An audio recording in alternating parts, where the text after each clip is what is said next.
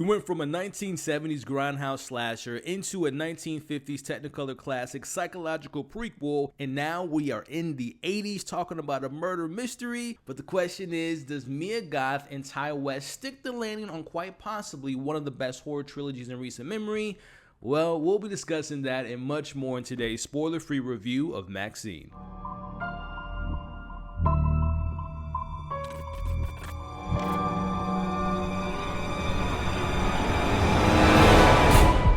But first, let's get the conversation going in the comments below. Whether it's X, Pearl, and now MaXXXine, which of those films is your favorite and least favorite in the franchise? But of course, share your thoughts about this third film. What worked, what didn't work, and do you want to see more from the franchise? Leave all your thoughts in the comments below. This film was easily one of my most anticipated horror films of this year because I'm a huge fan of X. I love Mia Goth's performance in Pearl, and when it came to this film, this time period that we're in, the murder mystery, this insane cast. But again, the question remains, does this talented cast and great crew and director stick the landing and delivering the goods? Well, let's start off with the goods and talk about Ty West, who's the writer, producer, editor, and director of this film. To me, Ty West has poured himself into each of these movies, being the director, the writer, the editor, and producer, and his creative juices were definitely flowing with MaXXXine. I can't think of the last time I saw a director who was responsible for making this unexpected trilogy, who managed to make three distinctively different movies while simultaneously being able to make them feel like they're working together. MaXXXine manages to take some elements from the previous films while still being its own entity. It makes this even bigger and takes a very different approach from the 80s and Hollywood during that time in crafting this character in such a fascinating way. Now, even though I have some issues with this film, which we'll discuss a little bit later, I have to give all the props, all the flowers to Ty West and his creative prowess in making this film, because when it comes to this, I just felt like this was his best made film in the trilogy. As far as a filmmaking perspective,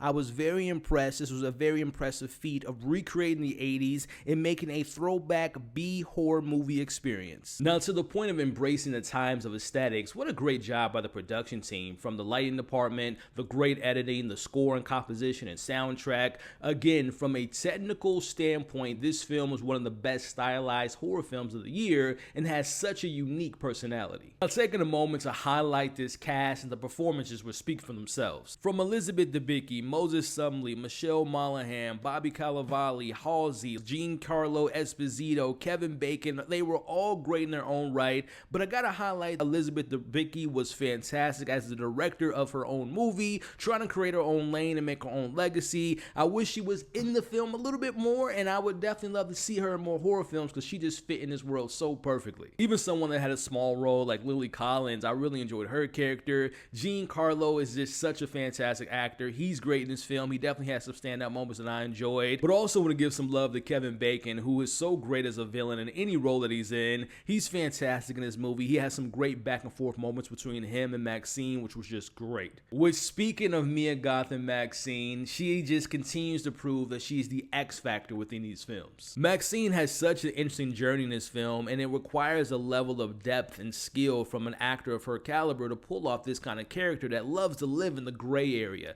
You understand her motives, but you can still question her actions and still find yourself rooting for the character, and Mia Goth just knows this character in and out, and she is just so fantastic and phenomenal in this film. And lastly, I thought this film had some truly great storytelling within its first and second act of this film, because there's a really great mystery in the center of this film of having the actual real life events of the Night Stalker and tying that into MaXXXine's past from X, and having her want to be this star that she's always wanted to be and to have the life that she believed that she deserved. Now, as a horror fan, this film definitely had some standout horrific moments. One in particular that takes place in an alleyway that just made me just squirm in my seat and made me feel completely uncomfortable. When you see the film, you'll know exactly what I'm talking about, but I can't stress enough. The first half and in the second half, the movie is fantastic. But then this is where my criticisms come about.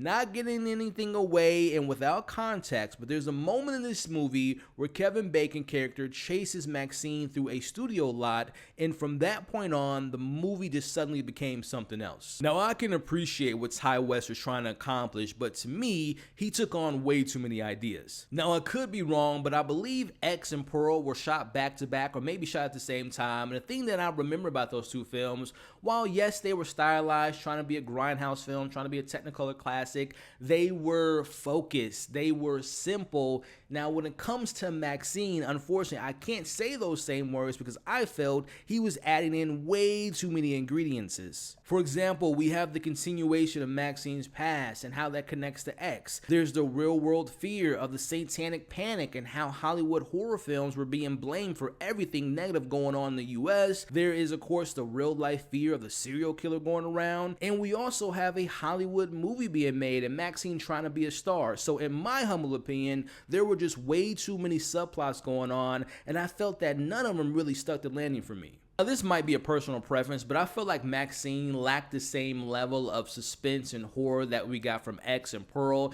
and I feel like they missed that element in this film. Now, something else that stood out to me was I felt the performance was great for Mia Goth. She's phenomenal, but I couldn't help but feel that Maxine wasn't given the same amount of attention and wasn't given that much to do. Like, we don't really explore that much from the character that we already didn't know. Now, that doesn't take away anything from Mia's performance. Again, she's great in this movie, but I feel like she gave more than what she was given, especially when you look at X and especially when you look at Pearl. This movie doesn't have that same level of development or depth like those two other films did. But my biggest issue with this film, and I've said it on this channel before, but I am way more forgiving for a movie that has a mediocre or subpar first half and second half, but if they can stick the landing on the journey that they were telling us, even if I wasn't a fan of going on that journey, but if they can stick the ending and land the plane, I can make an excuse. I can say, hey, the lasting effect, like the last thing I remember about this film was enjoying the ending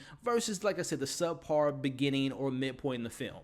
But when it comes to Maxine, like I stressed earlier, the beginning and the middle, and once we get to a certain point, it kind of falls off. But when we get to that third act, the third act of this film to me was horrible. I could not stand how this film wrapped up. Now, I get what Ty West was going for, again, a homage to the 80s B horror movies, which can sometimes be extremely over the top, but the tone in the end of this film was so over the top, and I felt like the conclusion was so underwhelming. The reveal of the actual killer was so disappointing, and the actor in particular who plays that character and that reveal was in a completely different movie. So to say I was disappointed by the ending is an extreme understatement, because again, it was shaping up to be something so great in concluding this like unexpected trilogy. But the question is, did the ending ruin the film for me?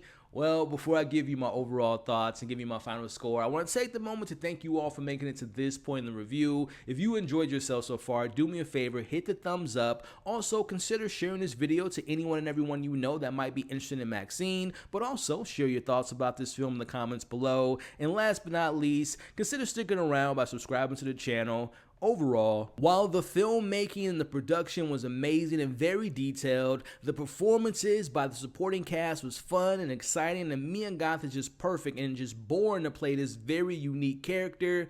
Unfortunately, that ending left me so unsatisfied and left me disappointed. To me, that ending definitely decided to go with style over substance and have so many multiple storylines and subplots that just felt so incomplete. And at the end of the day, for me, this was the weakest film in the franchise, and it unfortunately didn't live up to this full potential. So with that being said, I'm going to give Maxine a 2.8 out of 5. Yeah, man, this one stings because, like I said, I love X, I love the performance in Pearl, and this film had all the potential in the world, and it was just shaping up to be something so great. But that ending to me just threw me for a loop. And again, those subplots didn't all come together. They just felt incomplete. Again, I wanted to love it. But hey, that doesn't take away from my love of the previous two films. And I heard Ty West talking about maybe making a fourth one. I would be intrigued because, again, Mia Goth is excellent. He's a great director. So I would be interested if they continue this franchise. But if not, I'm happy with the 2 films and disappointed with the third one. But hey, that's my thoughts on MaXXXine. I want to talk to y'all now in the comments. Again, agree or disagree. Let me know your thoughts about this film. I'm going to probably make a ranking video and let y'all know how I will rank all 3 of these movies. So keep an eye out for that. But again, I want to take the time to thank you all for watching today's review. You all are awesome. Stay safe, and I'll catch you all on the next video.